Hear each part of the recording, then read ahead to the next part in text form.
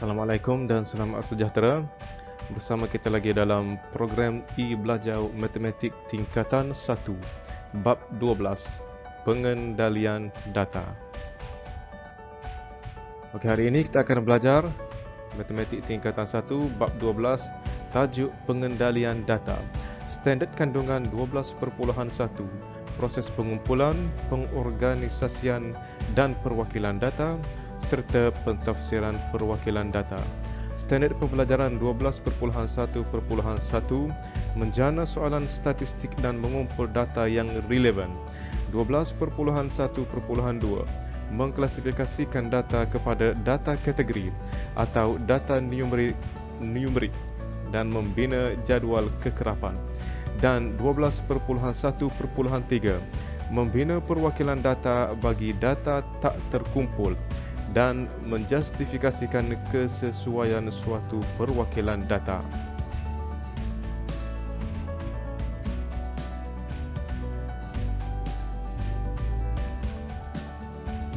Okey, pertama sekali, bagaimanakah anda menjana soalan statistik dan mengumpul data yang relevan? Okey, diberi suatu permasalahan yang melibatkan statistik. Bagaimana kita akan menjana soalan yang berkaitan? Dan cara langkah ataupun langkah macam mana kita nak mengumpul data yang sesuai. Okey, untuk mengumpul data yang relevan, kita perlu menjana soalan statistik. Apakah itu soalan statistik? Soalan statistik ialah soalan yang boleh dijawab dengan mengumpul data dan terdapat keragaman atau kebolehsubahan dalam data tersebut. Misalnya, soalan statistiknya berbunyi, berapakah tinggi murid dalam kelas 1 amanah? Keterangan, terdapat kebolehsubahan dalam tinggi murid. Maksudnya ada pelbagai nilai yang mungkin bagi soalan kita tadi. Kan? Macam ni contohnya, tinggi yang terdapat tinggi murid yang terdapat dalam kelas tu bermacam-macam. Contohnya di sini dia kata 150 cm, 156 cm dan sebagainya. Itu yang dikatakan kebolehsubahan bagi data yang kita nak cari. Ataupun soalan yang kedua, apakah makanan kegemaran murid kelas 1 amanah? Keterangannya, terdapat keragaman dalam jenis makanan kegemaran.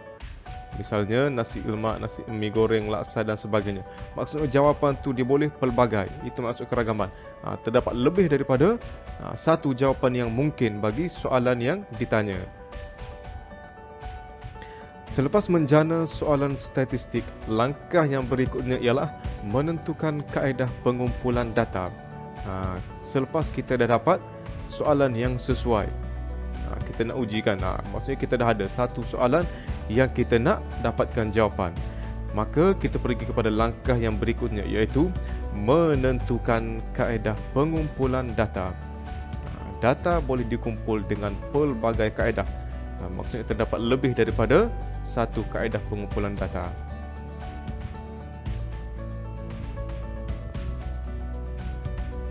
Kaedah pengumpulan data. Okey, kita akan tengok sebahagian daripada kaedah pengumpulan data yang sesuai digunakan. Okey, pertama, kaedah temu bual. Kaedah temu bual ni maksudnya kita berjumpa secara berhadapan dengan kita punya responden ataupun kita punya yang kita nak dapatkan maklumat tersebut, responden. Misalnya cara murid datang ke sekolah. Jadi kita berjumpa secara berdepan ataupun katakanlah saya sebagai cikgu kelas, saya nak tahu cara pelajar saya datang ke sekolah. Jadi saya masuk kelas tertentu, saya tanya, hari ini siapa dia datang ke sekolah dengan naik basikal contohnya, kan? Ataupun siapa dia datang ke sekolah naik motor. Maksudnya kita tanya secara berdepan dengan kita punya responden dan kita akan dapat data tu secara terus melalui kaedah berdepan tu, maksudnya temu bual. Kita tanya dan responden jawab. Okey, seterusnya tinjauan. Tinjauan ni melalui biasanya kita mengedarkan borang soal selidik. Kita dah siap type dalam satu kertas A4 contohnya kan. Soalan beserta pilihan jawapan. Dekat situ kita dah siap. Contohnya dekat situ dikata apa dia kan? Apakah program TV yang anda gemari? Itu soalan dan pilihan jawapan dah disediakan. Maksudnya responden hanya perlu tik pada dia punya pilihan jawapan. Contohnya drama, sukan, kartun, dokumentari ataupun lain-lain. Jadi responden itu hanya perlu tik sahaja. Itu maksudnya tinjauan melalui borang. Ini secara tidak berdepan pun boleh juga. Jadi contohnya saya nak dapatkan maklumat program kegemaran pelajar-pelajar saya kan. Satu sekolah saya kena kumpulkan. Tapi tak perlu saya pergi kepada kelas ke kelas kan. Jadi cikgu boleh terus bagi kepada guru kelas masing-masing untuk mengedarkan kepada pelajar tersebut. Pelajar kelas tersebut kan. Jadi bagi masa jawab kemudian dikumpulkan serahkan kepada cikgu. Ini untuk skala yang besar lebih senang, lebih sesuai kita gunakan kaedah mengedarkan borang soal selidik. Pemerhatian, kaedah yang ketiga. Misalnya bilangan kereta yang melalui satu persimpangan jalan raya setiap jam. Yang ini memerlukan lebih usaha sikit. Maksudnya kena berada pada sesuatu tempat untuk jangka masa yang tertentu dan memerlukan fokus yang lebih betul. Maksudnya kena perhatikan betul-betul. Daripada pukul 9 sampai pukul 10. Contohnya kan, berapa buah kereta yang telah melalui persimpangan tersebut kan. Ataupun contohnya cikgu nak perhatikan berapa orang yang datang lewat daripada 7.40 sampai pukul 8. Berapa orang yang datang lewat. Jadi cikgu kena berada pada tempat tersebut ataupun berada pada pintu pagar sekolah. Tunggu daripada 7.40 sampai pukul 8. Berapa orang yang datang pada waktu tersebut kan. Maksudnya memerlukan kerjanya lebih sikit kan. Kena perhatikan. Kalau dah pergi tandas, dah terlepas pemerhatian. Data dah tak valid. Okey.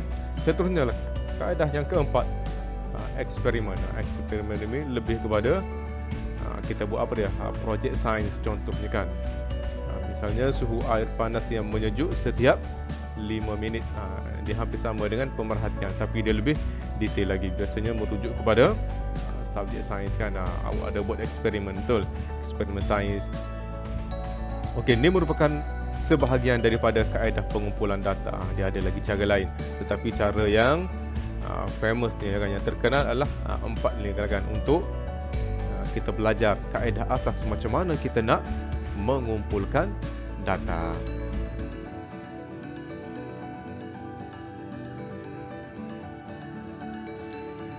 Bagaimanakah anda mengklasifikasikan data dan membina jadual kekerapan? Tadi bahagian pertama, kita dah dapat data tersebut. Kan? Maksudnya daripada kaedah-kaedah tadi, awak dah dapat data. Tetapi data yang kita dapat tadi tu macam mana kita nak klasifikasikan dia? Okey. Selepas data dikumpulkan, macam mana cara pengumpulan? Yang macam awak buat tadi kan, ada 4 kaedah yang awak dah belajar. Itu kita kumpulkan data.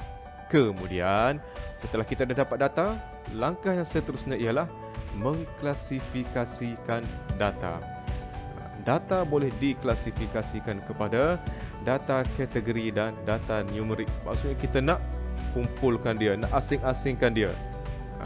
Apa yang kita dah dapat tadi tu kita nak asingkan kepada, dia ada 2. Pertama sekali data kategori dan yang kedua data numerik. Apa benda ni? Kita akan tengok. Pertama, data kategori. Data kategori digunakan untuk mengukur ciri-ciri. Tidak boleh diukur secara berangka. Maksudnya dia tidak melibatkan nombor, digit. Tak ada nombor, tak ada digit. Tetapi boleh dihuraikan. Contohnya, ni kata kat sini, contohnya jantina. Jantina ni apa dia? Biasanya lelaki, perempuan kan? Ada melibatkan nombor di situ? Tak ada kan? Contohnya kalau kita tanya, okey, berapakah pelajar kita katakan apakah jantina awak kan? Kita pun letaklah kotak tu kan. Kalau kita buat borang soal selidik, kita letak kotak. Kotak yang pertama lelaki, kotak yang kedua perempuan. Jadi dia hanya tik saja. Ada melibatkan nombor? Tak ada kan? Ataupun warna kereta. Contohnya kita bagi borang soal selidik kan. Apakah warna kereta ayah awak kan? Jadi dia tulis sana. Ada dia tulis nombor, tak ada kan? Dia hanya menulis contohnya kereta biru, merah, hijau, kuning, hitam, kan? Maksudnya di situ tidak melibatkan nombor, tidak melibatkan angka. Atau seterusnya, perisa gula-gula. Perisa gula-gula kegemaran kan? Strawberry, coklat dan sebagainya. Ataupun seterusnya, kumpulan darah. A, O, B, AB kan? Tidak melibatkan nombor. Itu yang dikatakan sebagai kategori, ciri-ciri sahaja, tidak melibatkan penggunaan nombor. Kita tengok kepada data yang kedua, iaitu data numerik, mengukur kuantiti. Jadi apabila melibatkan kuantiti, maka dia adalah berkenaan dengan nombor atau angka atau digit. Diukur menggunakan angka. Misalnya, bilangan buku yang dibaca seminggu, tinggi pemain badminton, masa bersenam. Jadi semua ni memerlukan responden kita tu jawab dalam bentuk angka menggunakan nombor. Contohnya, berapakah bilangan buku yang dibaca seminggu? Ada yang jawab 5 buku, ada yang jawab 7 buku, ada yang jawab 9 buku. Maksudnya dijawab dalam bentuk angka menggunakan nombor. Ataupun tinggi pemain badminton. Tinggi ini berapa? Tinggi Lee Chong Wei 154 cm contohnya kan. Tinggi Lindan 168 contohnya kan. Jadi semua tu perlu dijawab menggunakan angka ataupun nombor. Ataupun masa bersenam, sehari ke seminggu kan. Contohnya, berapakah masa bersenam awak untuk seminggu? Ada yang jawab 2 jam, ada yang jawab 3 jam, ada yang jawab 30 minit, ada yang jawab 5 minit. Maksudnya semua tu perlu dijawab menggunakan nombor. Data numerik pula ni dia terbahagi kepada dua. Okey, kita tengok yang pertama, data numerik diskrit yang diukur dalam unit keseluruhan. Misalnya, bilangan ahli dalam satu keluarga ialah 6 orang. Data diskrit merujuk kepada nombor bulat. Apa maksud nombor bulat? Tak ada perpuluhan, tak ada pecahan. Maksudnya dia jawab tu merujuk kepada nombor bulat sahaja. Kan ke ada orang tanya, berapakah bilangan keluarga awak? 2.5. Kenapa 2.5? Kan? Maksudnya dia mesti nombor bulat. Dia tak ada itu untuk adik saya yang dalam kandungan, cikgu belum keluar lagi. Tak kira, tak keluar kita tak kira. Jangan lawyer buruk pula, faham? Mesti yang dikira kepala, yang nampak, bukan dalam perut tu tak nampak kita dah kira. Itu maksud dia data diskrit. Mesti kepada nombor bulat. Contohnya bilangan buku yang dibaca seminggu. Biasanya dah habis baru kita kira bilangan buku kan. Cikgu saya baca 7.5 buku. Kenapa? 5.5 tu sebab tak habis baru tak kira. Kita kira dah habis baru kita kira 1. Contohnya kan. Okey, kita tengok kepada data numerik yang kedua. Kita panggil dia sebagai data selanjar. Apa maksud data selanjar? Data yang diukur mengikut skala yang berterusan. Maksudnya dia tak memerlukan kita jawab dalam nombor bulat. Perpuluhan pun kita kira, pecahan pun kita kira juga. Itu dikatakan sebagai data selanjar. Contohnya, misalnya jisim badan murid-murid ialah 53 kg, 56.2 kg, maksudnya dah ada poin, dan 66.5 kg. Maksudnya dia tak melibatkan nombor bulat semata-mata. Kalau ada je perpuluhan, ada je pecahan, maka kita panggil dia adalah data selanjar. Walau bagaimanapun, kedua-dua data diskrit dan data selanjar ni adalah data numerik, iaitu menggunakan nombor. Kita nak ukur kuantiti.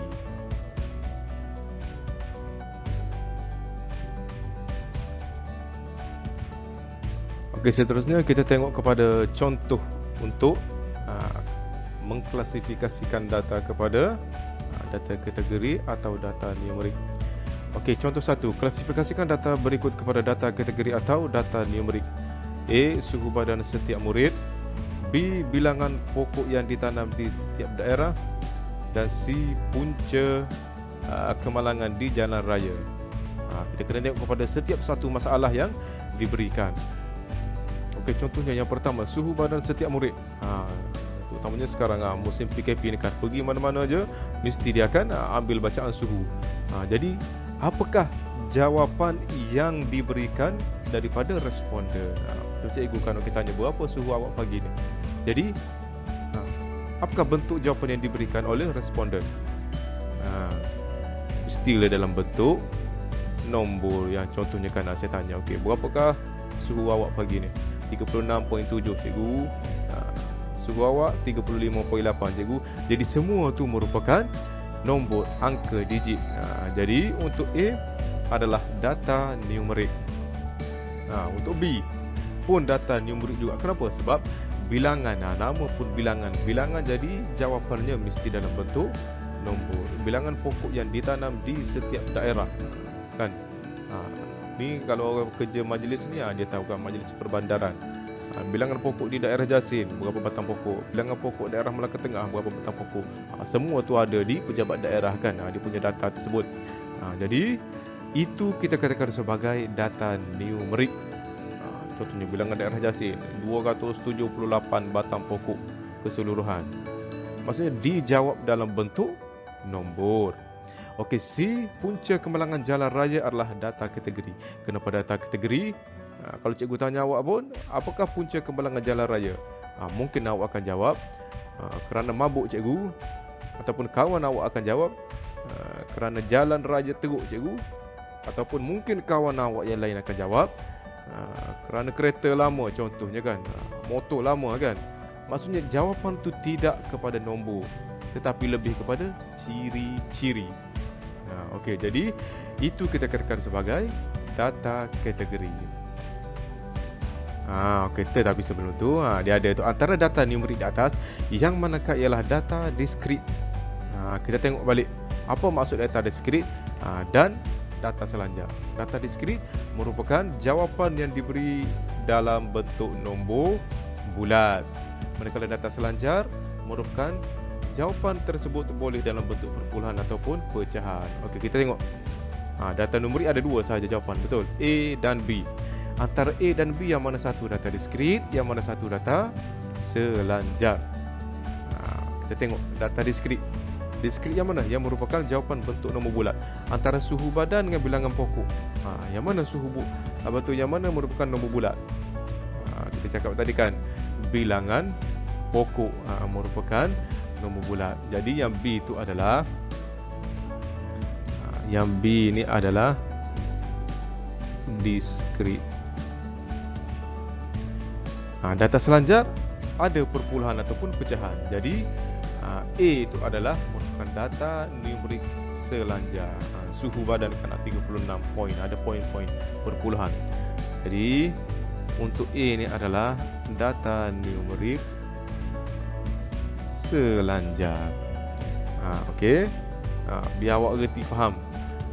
Reti bezakan apa dia data kategori, apa dia data numerik. Kemudian data numerik pula dia ada dua, satu selanjar, satu diskrit.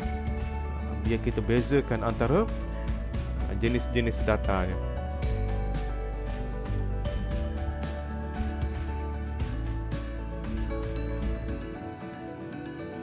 Okey, seterusnya, selepas mengklasifikasikan data, langkah yang seterusnya ialah mengorganisasikan data tak terkumpul dengan membina jadual kekerapan. Tadi kita dah kumpulkan data, kita dah klasifikasikan data. Seterusnya kita nak mengorganisasikan data yang kita kumpul tadi dengan membina jadual kekerapan. Apa yang dikatakan data tak terkumpul? Kita tengok contoh data tak terkumpul ni. Data berikut menunjukkan bilangan anak dalam setiap keluarga bagi 20 buah keluarga. Organisasikan data itu dengan membina jadual kekerapan. Dia bagi contoh ni kan.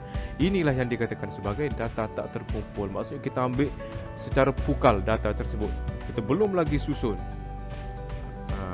Contohnya ni, dalam satu kelas ada 20 orang contohnya kan. Okey, cikgu tanya, okey, ada berapa bilangan anak, bilangan adik-beradik? Ada 2 contohnya kan. B ada berapa? Ada, betul, tak ada adik-beradik kan. Ini macam contohnya kalau kita tanya ketua keluarga contohnya kan. Kita tanya orang yang dah besar kan. Contohnya ada 20 orang cikgu di sekolah ni, cikgu tanya, okey, cikgu A ada berapa orang anak? 2 orang anak. Cikgu B ada berapa orang anak? Tak ada anak. Cikgu C ada berapa orang anak? Seorang anak. Cikgu D ada berapa orang anak? Seorang anak. Dan seterusnya. Itu maksud dia kan. Jadi ini maksudnya yang kita dapat ni tak terkumpul lagi. Maksudnya data mentah. Macam mana kita nak kumpulkan? Nak bagi senang kita nampak ni. Maka kita kena bina jadual kekerapan. Macam mana langkah nak bina jadual kekerapan? Pertama sekali kita tengok apa yang ditanya ataupun apa yang tujuan data tu dikutip. Okey, sekarang data ni dikutip. Apa dia? Bilangan anak. Itu tujuan dia kan, nombor-nombor tu semua merujuk kepada bilangan anak. Okay, sekarang kita dah siap tulis. Okey, bilangan anak yang kosong berapa, yang 1 orang ada berapa, yang 2 orang ada berapa. Kita dah siap tulis bilangan anak tersebut. Seterusnya, gundalan. Awak dah belajar di sekolah rendah. Apa dia maksud gundalan? Kita bilang contohnya di sini. Okey, contoh kosong. Okey, kosong. Kita potong 1 di sini. Kita buat kita buat di sini. Tapi tempat gundalan ni lah. Kita buat 1 lidi. 1 2 3 4. Jadi kita buat lidi, ada 4 lidi dalam kotak gundalan kosong. Untuk 1, cikgu pilih color lain pula. Untuk 1 kita cari. Kita potong sini 1, kita buat 1 di bawah. 2 3 4 5. Jadi untuk ke-5 tu kita buat slash. Dia gundalan ni dia mesti macam ni kan. 1 2 3 4 5. Ini kita buat dalam kotak untuk 1 ni. Dekat sini kan. Kalau kosong tadi kita buat dalam kotak ni. Kan. Okey, seterusnya untuk 2. Untuk 2 kita boleh. 1, kita buat 1. 2 2. 3 3. 4 4. 5. 5 kita buat slash. 6 kita buat jauh sikit, 1 sikit. Dia akan jadi kat sini. Nampak ke tidak tu? Nampak tu kan? Okey, seterusnya untuk 3. 3 kita buat 1 1 2 2 3 3. Ada lagi? Tak ada dah. Jadi 3 dia akan pergi ke sini kan? Tu. Okey, kemudian 4 1 1 2 2. Dah tak ada dah kan? Jadi tempat kan? Cikgu sarankan apabila awak buat, potong terus supaya kita tak kira 2 kali. Buat sekali potong, sekali potong. Buat dalam kotak gundalan. Cara buat lidi kan, awak dah belajar di sekolah rendah. Okey. Okey, bilangan anak, kemudian gundalan. Kita tengok kepada kotak yang ketiga. Ni yang penting ni, kekerapan dia berdasarkan gundalan tersebut. Gundalan tu kita buat lidi je, tapi kekerapan kita kena tulis nombor. Maksudnya yang kosong bilangan anak dia ada berapa orang. Jadi kita dapat 4 orang. Yang 1 bilangan anak, seorang anak ada 5 orang. Yang 2 orang anak ada 6 orang. Yang 3 orang anak ada 3 orang. Yang 4 orang anak ada 2 orang. Kemudian kita semak balik jumlah 20 dia mesti sama dengan 20 buah keluarga. Dia mesti sama ni. Jadi kalau awak kira tu tak sampai 20, maksudnya awak ada tertinggal di mana-mana. Ataupun awak kira lebih, maksudnya kena kira sekali lagi. Dah terlebih tu kan. Sebab tu cikgu cakap apabila kita buat, nak kira gundalan tu potong 1, buat 1 lidi. potong 2, buat 2 DD. Buat satu-satu. Tu cara dia macam mana kita nak membina jadual kekerapan. Okey.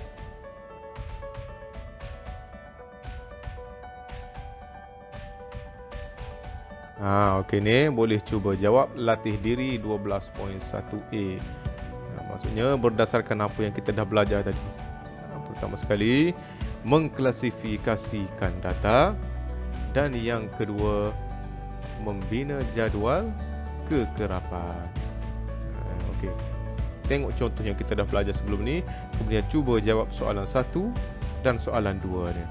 Okey.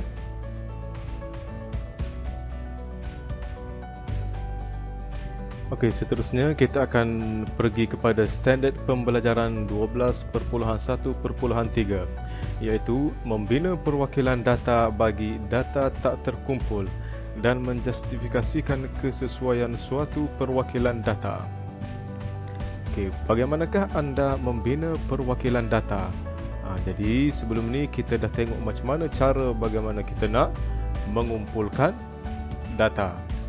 Okay, seterusnya apabila data kita dah ada, maka kita nak sekarang membina perwakilan data supaya data-data kita yang tadi apabila orang lain tengok, dia akan terus lebih cepat faham kan. Okey, itu yang kita akan belajar dalam cara membina perwakilan data. Okey, data yang ditunjukkan dalam jadual juga dapat dipaparkan dalam pelbagai bentuk grafik supaya mudah dibaca dan difahami. Kesesuaian suatu perwakilan data bergantung kepada jenis data yang dikumpulkan dan tujuan maklumat yang diperlukan.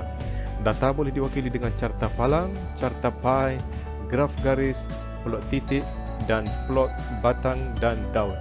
Ini jenis-jenis perwakilan data. Walaupun ada lagi banyak lagi jenis perwakilan data, tapi untuk peringkat asas kita akan belajar 1, 2, 3, 4, 5 ni dulu. Okey, kita akan belajar 5 jenis perwakilan data yang asas.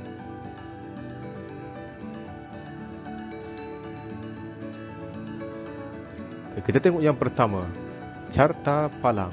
Carta palang ialah perwakilan data yang menggunakan palang untuk mewakili data. Carta palang sesuai digunakan untuk membuat perbandingan antara kategori. Okey, kita tengok contoh 3. Jadual kekerapan berikut menunjukkan aktiviti masa lapang bagi murid tingkatan 1 bakti. Bina satu carta palang untuk mewakili data tersebut dan berikan justifikasi kepada kesesuaian perwakilan data ini. Ini merupakan contoh data yang telah kita kumpulkan dan kita organisasikan dia dalam jadual kekerapan. Maksudnya kita dah siap-siap buat jadual kekerapan. Okey, aktiviti membaca kekerapan tu menunjukkan bilangan murid kan, dalam kes kita ni. Maksudnya untuk aktiviti membaca ada 8 orang murid. Menonton televisyen 9 orang murid dan seterusnya. Okey, kita tengok macam mana kita langkah-langkah untuk membina carta palang. Dia ada 4 step ataupun 4 langkah. Pertama sekali, lukis paksi mengufuk dan paksi mencancang. Paksi mengufuk ni apa dia? Paksi mengufuk ni adalah garis melintang. Mengufuk tu maksud dia melintang. Manakala paksi mencancang, garis menegak pada kertas grid. Kita buat satu garis mengufuk, satu garis ataupun satu garis melintang dan satu garis menegak. Yang kedua, pilih satu daripada paksi untuk menandakan skala yang sesuai dan labelkan paksi itu dengan bilangan murid. Labelkan paksi yang lain itu dengan jenis aktiviti. Maksudnya pada 2 garis kita tadi tu, satu kita akan letak bilangan, satu lagi adalah jenis ataupun kategori ataupun ciri-ciri. Okay, yang ketiga, lukis palang supaya tingginya sepadan dengan kekerapan data. Jadi apabila kita dah siap lukis paksi, lukis tandakan dia punya ciri-ciri bilangan skala kan. Skala tu maksudnya nombor yang sesuai. Kita kena tengok kekerapan paling rendah berapa, kekerapan paling tinggi berapa. Daripada situ kita kena buat skala yang sesuai. Okey, seterusnya kita lukis palang berpandukan jadual kekerapan kita yang awal tadi tu. Kita tengok. Kan. Okey, aktiviti ni berapa orang? Aktiviti ni berapa orang? Kemudian last sekali barulah kita tulis tajuk carta palang tersebut. Okey, kita tengok. Langkah yang pertama dia kata lukis paksi mengufuk. Paksi mengufuk mana? Paksi mengufuk garis apa dia tu melintang. Mana garis melintang dalam kita punya carta palang ni? Garis melintang ni adalah ni, ini kita katakan dia sebagai garis melintang ataupun paksi mengufuk. Paksi mencancang, ni paksi mencancang ataupun garis menegak. Yang kedua, pilih satu daripada paksi untuk menandakan skala yang sesuai. Skala tu maksud dia nombor yang kita nak letak. Macam ni dia kata skala yang sesuai ni kita letak pada ni, pada paksi Y ataupun paksi mencancang, dan labelkan paksi itu dengan bilangan murid. Murid kita kena tengok yang sesuai. Katakanlah tadi ada 9, maksudnya yang paling tingginya 9. Tetapi apabila kita nak buat supaya dia sesuai, kita buat satu kotak tu satu dan kita labelkan. Kalau nak selamat, nak sesuai kita labelkan dalam gandaan 2, betul. Sifar 2, 4, 6, 8, 10. Maksudnya kalau 9 tu di antara 8 dan 10. Maksudnya satu kotak mewakili satu bilangan murid. Labelkan paksi yang lain itu dengan jenis aktiviti. Maka yang aktiviti itu kita buat pada paksi yang satu lagi. Kita kena tulislah membaca, menonton televisyen, melayari internet, bersenam, mendengar lagu pada paksi yang satu lagi. Lukis palang supaya tingginya sepadan dengan kekerapan data. Kejadian ni kita tengok kepada jadual kekerapan kita tadi. Contohnya membaca ada 8 orang. Jadi kita tanda mana 8. Kemudian kita buat lorekkan. Buat kotak tinggi, lorekkan. Menonton televisyen 9, kita tandakan mana 9. Contoh sini kan. Sini 9. Jadi kita lorekkan ke bawah. Dan okey, untuk carta palang kita kena seragamkan kotak dia tu. Kalau maksudnya kita guna satu kotak, semua satu kotak. Kan macam dia punya lebar, dia tu kena panjang dia ni. Satu kotak tu untuk satu kategori aktiviti. Jadi semua yang lain satu kotak. Dan jarak di antara aktiviti. Kalau kita nak jarakkan satu kotak, jarakkan. Okey, mana jarak? Ni. Contoh jarak ni kan. Ini jarak ni. Betul. Jarak antara setiap aktiviti.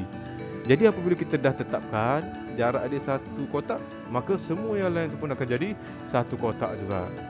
Pastikan keseragaman kotak untuk setiap aktiviti dan jarak di antara setiap aktiviti. Dan last sekali, tulis tajuk carta palang. Apa dia tajuk kita sekarang? Ni.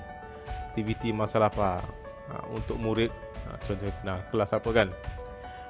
Okey, ni kita panggil carta palang. Atau dia ada satu lagi cara macam mana kita nak lukis carta palang. Ini kita panggil carta palang menegakkan. Maksud palang dia tu menegak. Ataupun carta palang melintang. Maksudnya palang dia tu melintang. Tetapi benda yang sama sahaja, cuma kalau yang tadi bilangan murid dia letak pada paksi mencancang, yang ni bilangan murid dia letak pada paksi mengufuk. Terbalik je kan.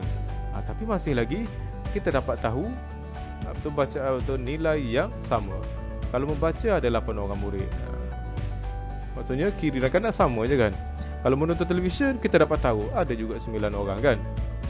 Benda yang sama, cuma kita wakilkan tu sama ada carta palang betul menegak ataupun melintang. Okey, mana-mana satu yang boleh kita gunakan. Okey, apabila mewakilkan data dengan carta palang, lebar setiap palang mesti seragam. Macam cikgu cakap tadi kan. Kalau satu kotak kita gunakan, maka satu kotak semua sekali. Dan yang kedua, ruang di antara dua palang perlu seragam. Macam tadi dah cikgu lukiskan. Apabila beza dia jarak dia satu kotak, maka semua yang lain itu pun akan jadi satu kotak juga. Okey. Itu untuk carta palang.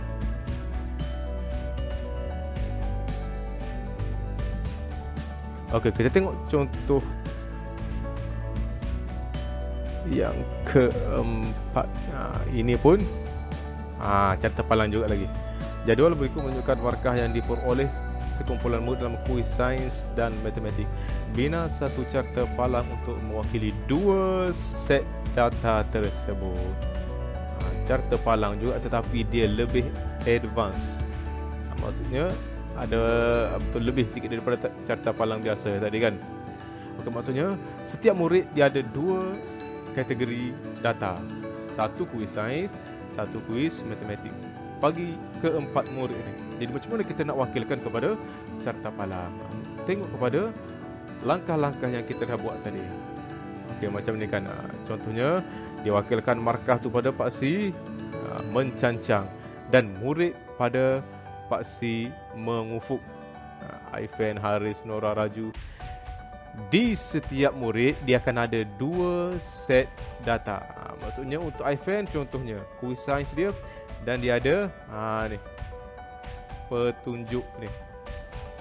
Petunjuk maksudnya untuk katakanlah ni dia lorekkan warna oranye untuk kuis sains dan warna pink untuk kuis matematik. Jadi kena seragam lah. Maksudnya semua murid lain kuis sains dia mesti berwarna oranye. Untuk kuis matematik warna pink. Dia kena seragam. Okey. Aifen contohnya kuis sains dia 30. Jadi untuk yang kotak oranye kita tandakan mana 30. Cari 30, lorekkan. Untuk kuis matematik 45. Untuk seorang murid saja Aifen. Jadi kita kena rapatkan dia. Maksudnya dua-dua ni yang oranye pun milik Aifen, yang pink pun milik Aifen. Kuis sains. Markah sains untuk Aifen dan markah matematik untuk Aifen. Sebab tu kita rapatkan dia. Okey. Jadi untuk Haris pun sama, tengok kepada betul dia punya markah, kemudian cari yang sepadan pada paksi mencancang tersebut. Untuk Nora pun sama, Raju pun sama. Jadi kita dapat bandingkan. Betul.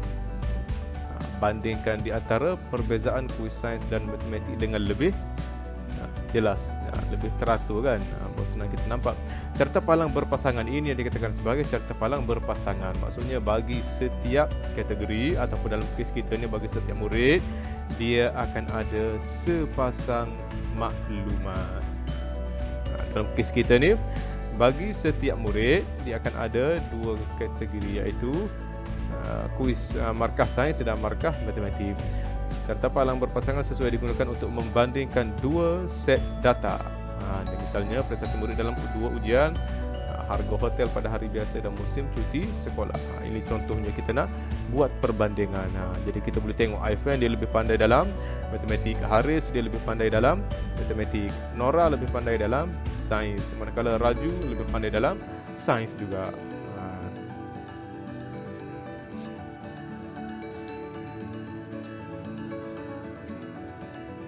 Okey, seterusnya kita tengok kepada perwakilan data yang kedua, carta pi. Carta pi ialah perwakilan data dengan menggunakan sektor bagi sebuah bulatan untuk memaparkan bahagian bagi setiap kategori dalam keseluruhan data itu. Yang ni kita gunakan apa dia pula? Kita gunakan sektor bagi bulatan pula untuk memaparkan bahagian bagi setiap kategori dalam keseluruhan data itu. Okey, kita tengok contoh 5.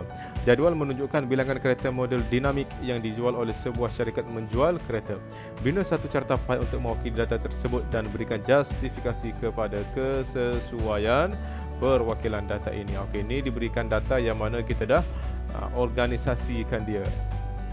Kita dah buat dua step kan, pengumpulan data dan pengorganisasian data. Sebab tu dia dah ada dalam jadual. Warna merah ada berapa? 9 buah kereta. Warna kuning ada 12 buah kereta.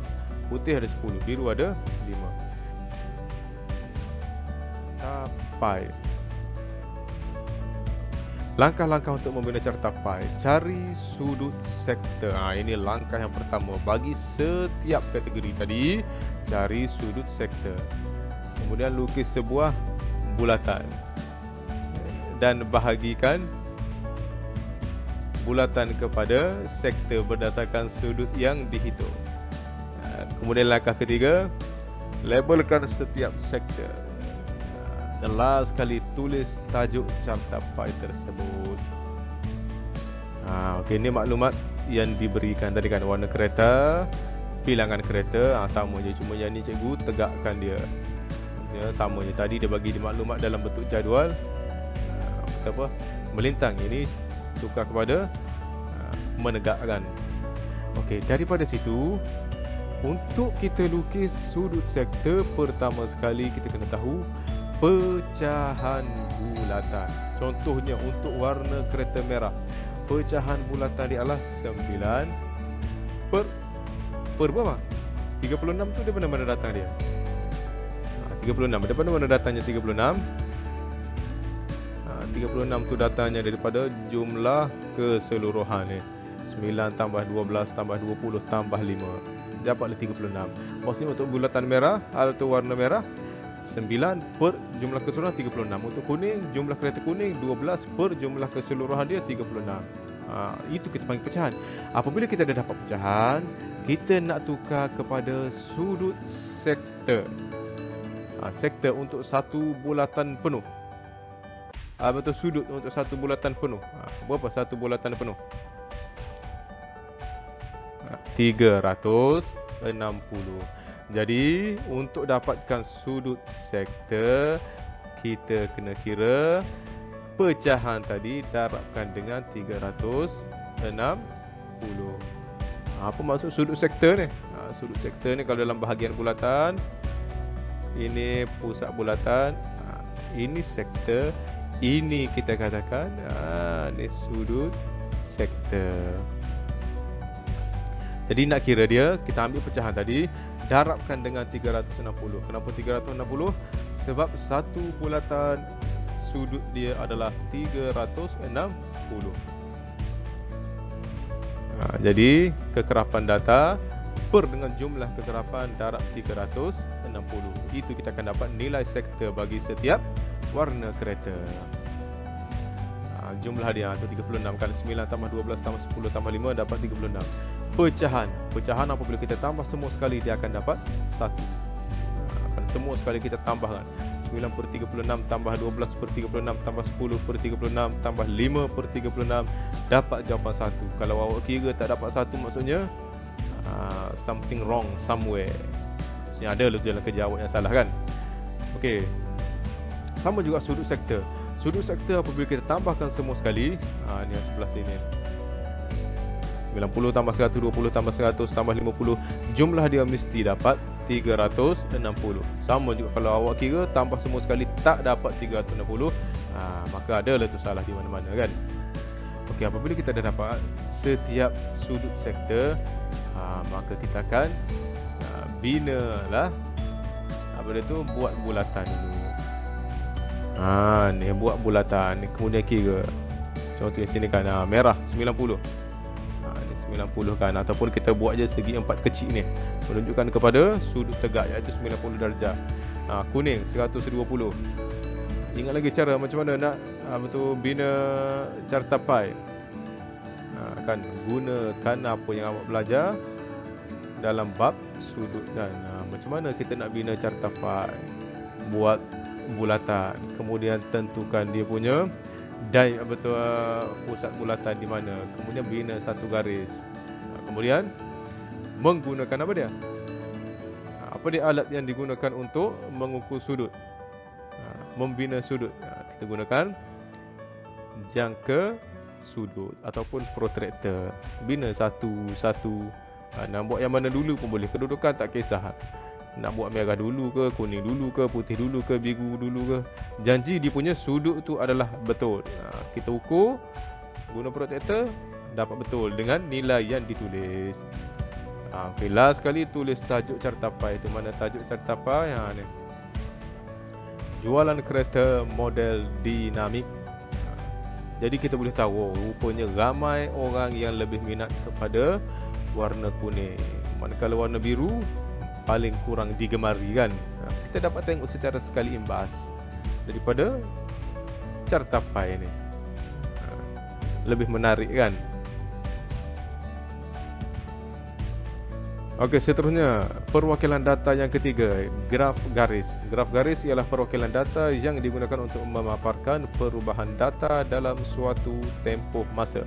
Datanya diwakili oleh titik-titik yang disambungkan dengan garis lurus. Okey, contoh 6. Jadual menunjukkan suhu pesakit dalam suatu tempoh tertentu. Bina satu graf garis untuk mewakili data tersebut dan berikan justifikasi kepada kesesuaian perwakilan data ini. Okey, diberi satu maklumat berjadual. Jadi tugas kita daripada jadual ni kita nak pindahkan kepada graf. Penyelesaian langkah-langkah untuk memindah graf garis. Lukis paksi mengufuk dan paksi mencancang pada kertas grid. Sama macam kita buat carta palang tadi, betul. Lukis paksi mengufuk ataupun garis garis melintang, dan paksi mencancang ataupun garis menegak pada kertas grid. Pilih skala yang seragam dan sesuai untuk kedua-dua paksi. Paksi mencancang mewakili data, manakala paksi mengufuk mewakili tempoh masa. Plotkan titik-titik dan sambungkan dengan garis lurus. Dan last sekali, tulis tajuk graf garis itu. Jadi setiap langkah ni awak kena ikut. Terus macam ni. Kalau langkah pertama, lukis paksi mengufuk. Mana paksi mengufuk dalam ni? Garis melintang ni paksi mengufuk.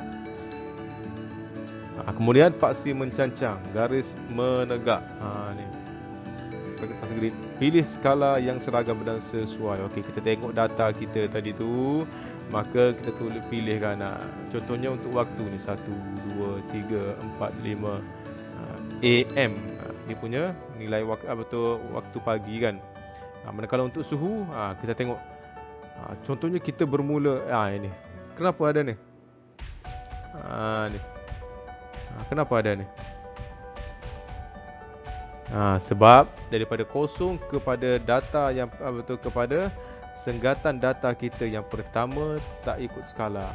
Macam ni, 37.4 pergi kepada 37.6. Beza dia 0.2, betul. Tetapi daripada 0 sehingga 37.4 kita tak gunakan senggatan 0.2. Sebab kalau nak buat 0.2 jadi apa? Tidak efisien kan. Jadi jauh lah pula. Kan? Sebab tu kita pergi kepada senggatan yang sesuai, kita pilih 0.2. Tetapi untuk senggatan yang pertama kita tak gunakan senggatan 0.2. Sebab tu ada tanda macam tu kan, tanda bergigi tu kan. Jadi 0 terus kepada 37.4. Bermula daripada 37.4, barulah kita gunakan senggatan 0.2 ni. Ni 0.2, ini pun 0.2, ini pun 0.2, ini pun 0.2. Senggatan yang sesuai semua 0.2, tapi bermula daripada 37.4. Okey, skala yang sesuai. Okey, paksi mencancang mewakili data, paksi mewakili tempoh masa. Okey, kemudian yang langkah ketiga, plotkan titik-titik. Plotkan titik tu maksudnya kita tengok pada waktu 1 AM berapa dia punya suhu dia. Jadi kita buat plot ni, biasanya orang buat pangkah ataupun buat bintang ataupun buat titik pun boleh juga.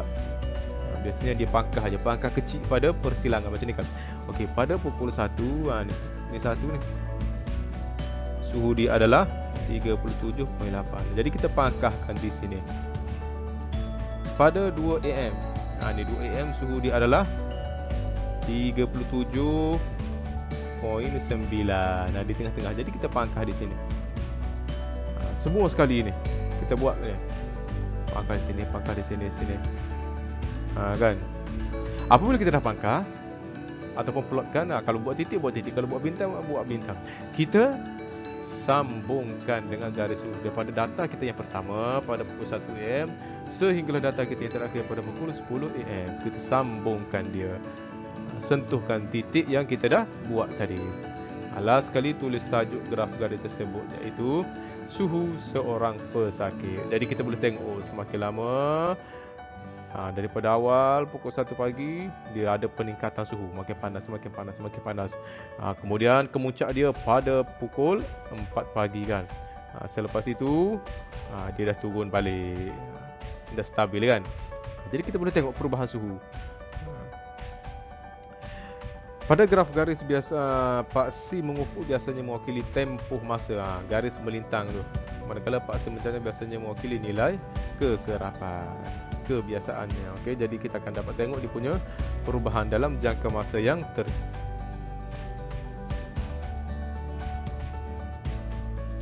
Okey, yang seterusnya, perwakilan data yang keempat, plot titik. Plot titik menunjukkan taburan data di atas garis nombor. Data mungkin berkelompok pada nilai tertentu atau berterabur secara seragam di atas garis nombor.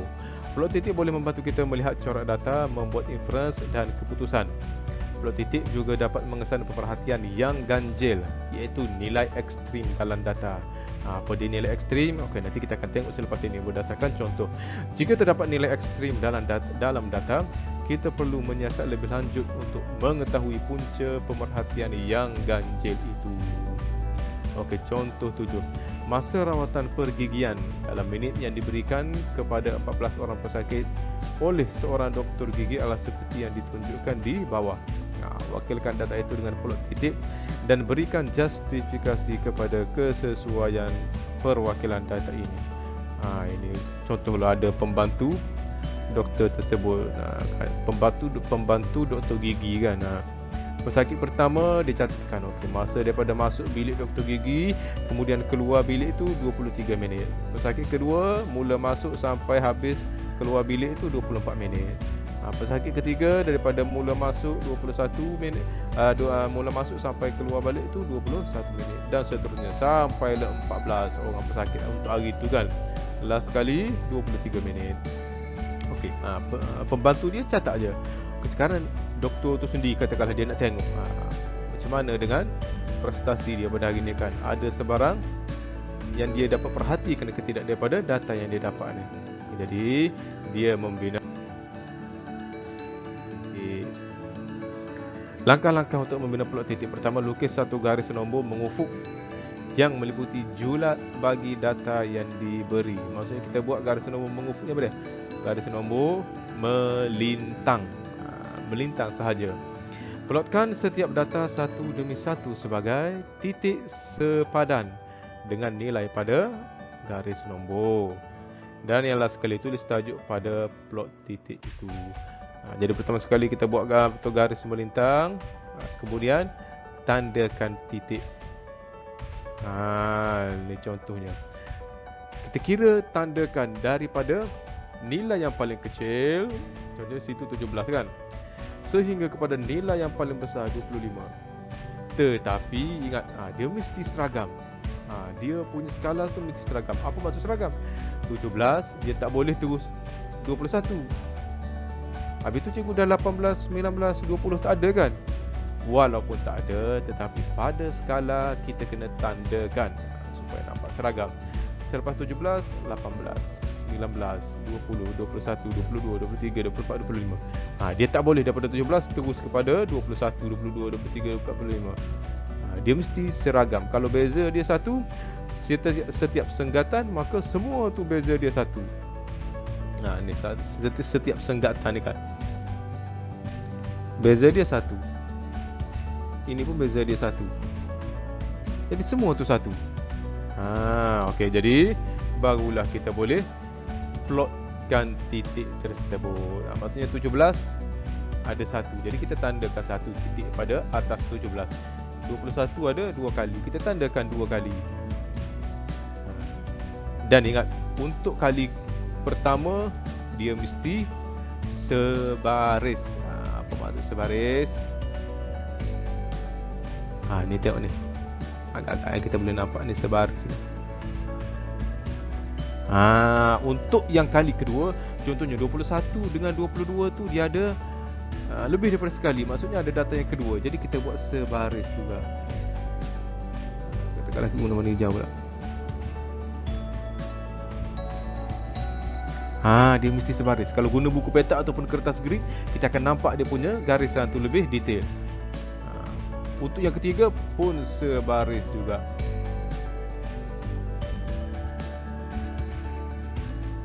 Mesti pada garis yang sama ataupun kotak yang sama.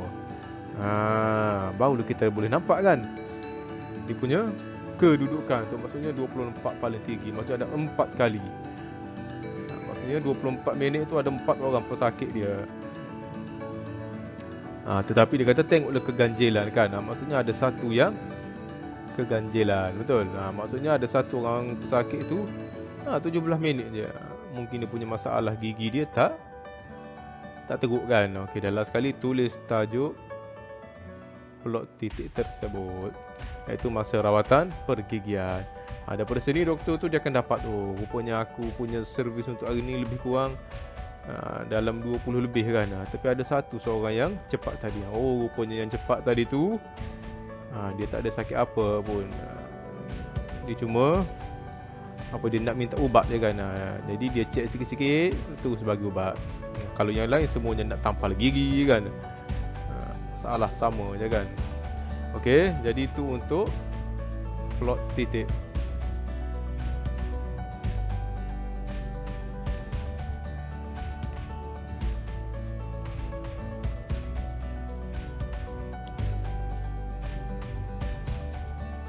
Okey, seterusnya yang kelima. Perwakilan data yang kelima iaitu plot batang dan daun. Plot batang dan daun ialah perwakilan data yang mengasingkan nilai data kepada batang dan daun mengikut nilai tempat. Daun biasanya ialah digit akhir nombor itu. Batang ialah digit atau digit-digit yang lain di sebelah kiri nombor itu. Plot batang dan daun mengekalkan nilai data asal. Jadi kita dapat melakukan pengiraan aritmetik atas nilai itu bagi tujuan analisis data. Kita tengok contoh untuk lebih kefahaman. Contoh lapan data menunjukkan markah ujian matematik bagi 20 orang murid di sebuah kelas. Wakilkan data itu dengan plot batang dan daun dan berikan justifikasi kepada kesesuaian perwakilan data ini. Okey, ini dibagikan data mentah kan. Maksudnya data tak terkumpul. Langkah macam mana kita nak bina plot batang dan daun. Tulis setiap data satu demi satu dengan digit 10 sebagai batang. Kita akan tengok yang mana kedudukan batang, yang mana kedudukan daun. Digit akhir nombor itu ditulis pada daun. Ada dua nombor kan, 10, 1 sa tadi kan. Markah kan. Susun semula daun mengikut tertib menaik. Dalam sekali tulis kekunci dan tajuk. Kekunci menunjukkan unit bagi batang dan daun. Ini yang dikatakan sebagai plot batang dan daun. Maksudnya kita susun. Batang tu maksudnya mula daripada betul 10. Batang ni seolah-olah digit dia punya tu adalah digit 10, manakala daun digit sa. Maksudnya daripada contoh 32 ni dia berasal daripada 32 kan. Jadi 3 letak di depan, 2 letak di belakang. Kan. Itu yang 4 tu maksudnya 4 tu daripada mana? Kita tengok.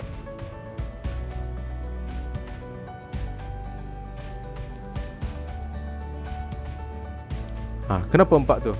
Menunjukkan 4 tu tak ada kan. Jadi dia kata ada berapa tadi? 20 kita bilang 1, 2, 3, 4, 7, 8, 9, 10, 11, 12, 13, 14, 15, 16, 17, 18, 19, 20. Maksudnya untuk 40 lebih tak ada markah. Sebab tu letak ada di tempat daun. Cuba kita tulis hanya yang ada. Jadi data dia 32,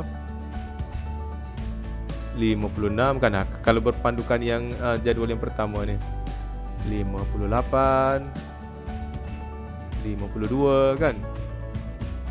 50, 59. Tu. Dan untuk 50 ni 52 lagi 50, 59 kan. Tu cara dia. Untuk 40 lebih tak ada. Tak ada seorang pun pelajar dapat 40 lebih. Paling rendah 32. Paling tinggi berapa? Tengok 10 yang paling tinggi 8. Kemudian tengok daun, SAR yang paling tinggi 6, jadi 86. Ini sebelum kita susun. Kemudian yang sebelah kanan ni barulah kita susun. Susun maksudnya digit SAR tu kita dah susun daripada yang paling kecil kepada yang paling besar. Macam contohnya 2 tu maksudnya 1 lah, 32 kan. Okey, untuk 5 ni, 5 yang sebelah kiri ni kita tak susun lagi, 682009. Tetapi yang sebelah kanan ni kita dah susun 002689. Sama juga 6, 60, 63, 63, 64, 67, 69, 69. Kita dah susun mengikut susunan kecil ke besar. Ini yang dikatakan sebagai plot batang dan daun. Batang sebelah kiri, menunjuk kepada buluh, manakala daun sebelah kanan menunjukkan kepada nilai SAR. Dan tandakan kekunci. Tulis kekunci tu maksudnya 32 bermaksud 32 markah. Kita nak bezakan batang dan daun. Jadi 3 palang 2. Jadi bermaksud 32 markah.